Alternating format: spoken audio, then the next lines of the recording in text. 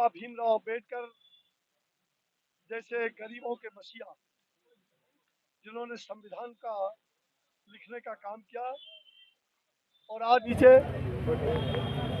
मैं संकल्प लेकर के बैठा था, मैं धरना पर नहीं बैठा था, मैं मौन उपवास पर बैठा था। मैं उनसे शक्ति ले रहा था, मैं उनसे ऊर्जा ले रहा था, ताकि आने वाले दिनों में उन गरीबों के लिए जिसके लिए संविधान में उन्होंने दर्जा दिया, उनको न्याय कैसे मिले। जो बेसहारे हैं उनको सहारा कैसे मिले, जो अपराधी हैं उनको सजा। मौन उपवास में बैठा था, मैं कोई राजनीति नहीं कर रहा था। मैं सुन लीजिए, इनके राजपाट में डीएम एसपी को फुर्सत नहीं है कि एक भारत सरकार का मंत्री 24 घंटे उपवास पर बैठा है। गृह सचिव को भी खबर गया है, चीफ सेक्रेटरी को भी लिखित खबर हमारे ओर से गया है, मुख्यमंत्री को भी खबर गया है कि मैं 24 घंटे के उपवास पर जा रहा हूँ। कोई नुमाइंदा उनका पूछने तक नहीं आया, दोनों हाथ लगाओ, झांकने तक नहीं आया। मैं मर रहा था या क्या कर रहा था, कोई पूछने तक नहीं आया। मुझे शौक नहीं है कि कलेक्टर और एसपी को मैं पीछे पीछे घुमाऊं। काम करो, न्याय के लिए काम करो। ऊपर अश्विनी चौबे कलेक्टर और एसपी को, ऐसा कितना कलेक्टर और एसपी हमने पैदा किया है। और इसलिए आपने छोड़ दिया गुंडों के हाथों। क्या बिहार सरकार का इशारा था?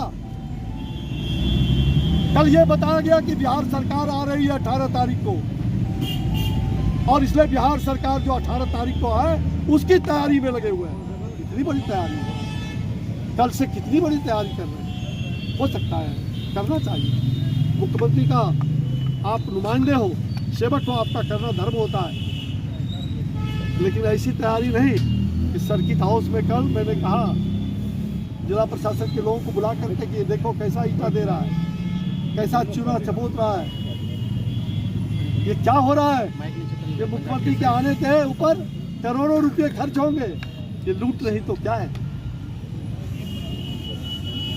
और वो आए नहीं, और आज आपने देखा कुछ पत्रकार भाई साहब मैं 12 बजे के बाद अनशन तोड़ने वाला, मौन उपवास तोड़ने वाला था, और उसी बीच में 2-3 लोग गुंडे आए और वो जेब से कुछ उन्होंने निकाला। किसी ने काला चीज देखा और किसी ने वहां से डंडा बड़ी जोर से फेंका। शायद वो डंडा अगर मुझे लग जाता तो सीधा निशाना करके डंडा फेंका तो मैं आज कहाँ रहता आपको। उतना ही नहीं, वो 3 तो पकड़ा गए उधर और उधर, एक भाग गया जो कट्टा लगा करके भागा, कट्टा उछाल के भागा। ये गुंडा राज नहीं तो क्या है। एक भारत सरकार का मंत्री, संविधान के निर्माता डॉक्टर भीमराव अम्बेडकर के चरणों के नीचे संविधान की भीख मांग रहा है। उस संविधान की धज्जी उड़ा रहे हो। ये सफेद पोश गुंडों, सफेद पोश कुछ नेता गुंडों को पालते हैं, कुछ शासन प्रशासन और सरकार के ये गुंडे, ये नुमाइंदे ये क्या कर रहे हैं। और कोई पुलिस प्रशासन का जो मेरे शागिर्द थे, थाना को डीएसपी को भी आने में 1.25 घंटा समय लग गया। जब टेलीफोन गया तो 1.25 घंटा समय लग गया। क्या यही राजपाट है, यही शासन और प्रशासन है? मैं पूछना चाहता हूँ।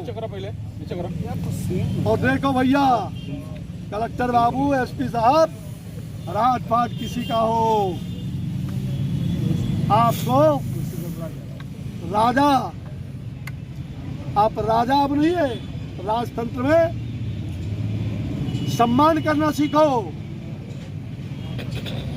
जो मुख्यमंत्री, एक कैबिनेट, एक मिनिस्टर, भारत सरकार में जो मंत्री राज्य मंत्री होता है वो मुख्यमंत्री के समकक्ष होता है।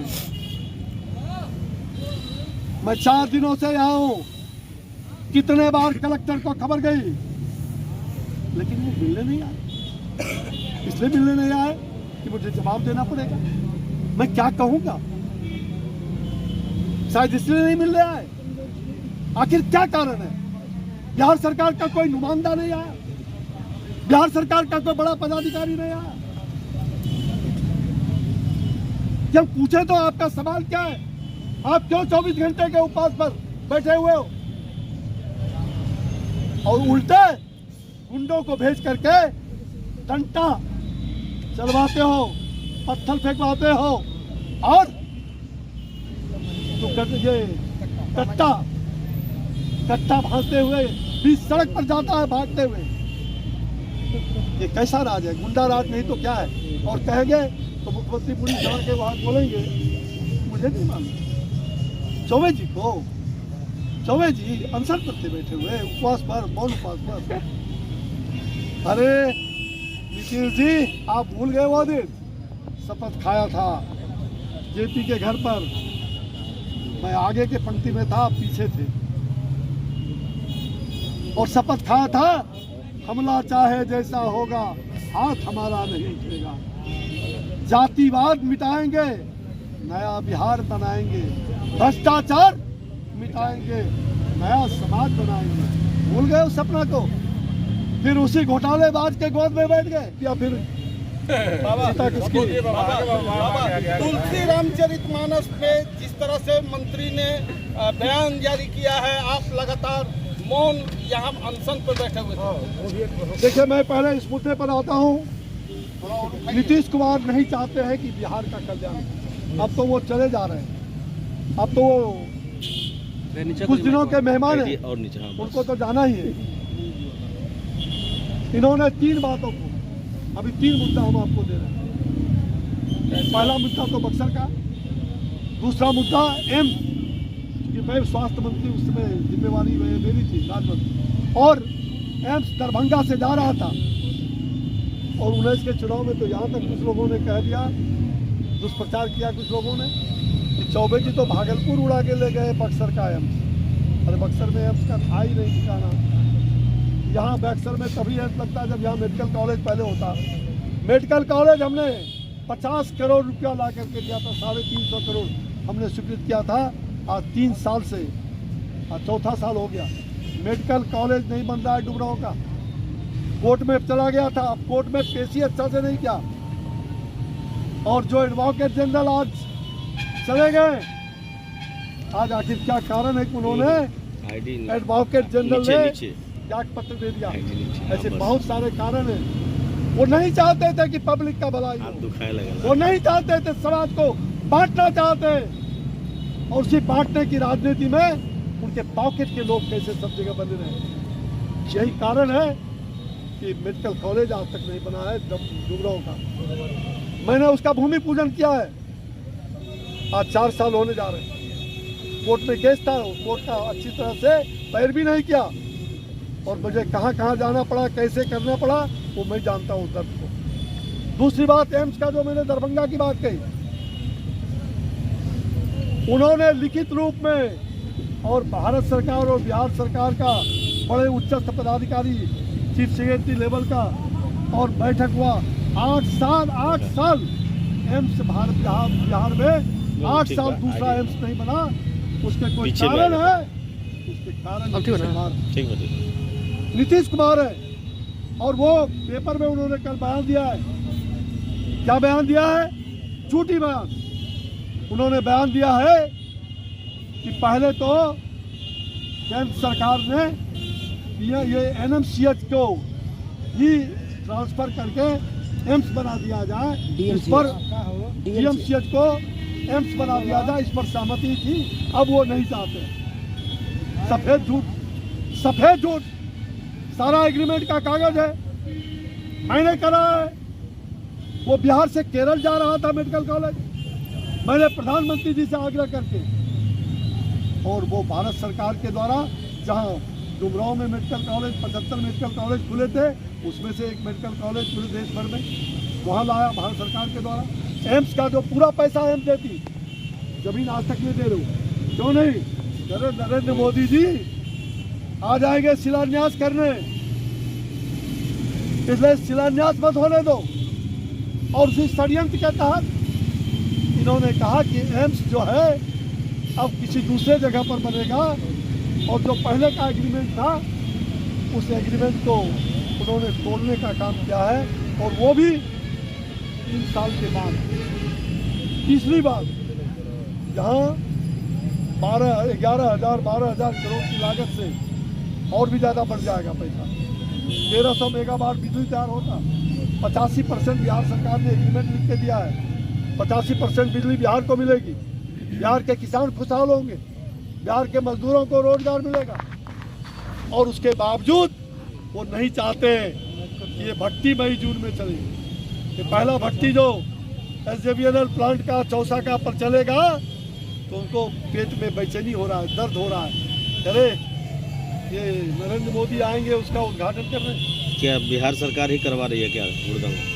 जी, बिहार सरकार के लोग ही करवा रहे हैं क्या मारपीट या उपद्रव? मैं वही कह रहा हूँ कि नरेंद्र मोदी नहीं आए बिहार तो इंडस्ट्री को रोको, बिहार का उसका नुकसान हो रहा है।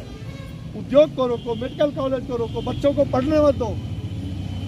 अगर कोई बच्चा कहता है कि भाई क्वेश्चन का लीक हो गया तो वो लीक नहीं हो, वो कहा गया कि लीक होगा तो उस पर लाठी चला। अगर किसान मांग रहा है मुआवजा तो उस पर लाठी चल रहा है। अगर बेरोजगार रोजगार मांग रहा है उस पर लाठी चल रहा है। ये गुंडा राज नहीं तो क्या। और अभी एक क्रूज आज शाम को, संभवतः आज रात में किसी समय, जो 13 तारीख को प्रधानमंत्री जी ने उसका वाराणसी से शुभारंभ किया था, मैंने उस क्रूज को बहुत वर्षों से आपको मैंने कहा था ये आध्यात्मिक जगह है। यहाँ देश विदेश से टूरिस्ट धर्माचारी यहाँ आते रहें, उसके लिए इसको सजाने की जरूरत है। सनातन संस्कृति समागम में विदेशों से 6 देश के लोग आए थे, लेकिन इनको वो रास नहीं आ रहा। और इनके लोग और ये कह रहे हैं कि ये क्रूज से कोई भलाई नहीं होगा, लाखों लोगों को रोजगार मिलेगा और दुनिया का सबसे भारत का बड़ा इमेज बन रहा है।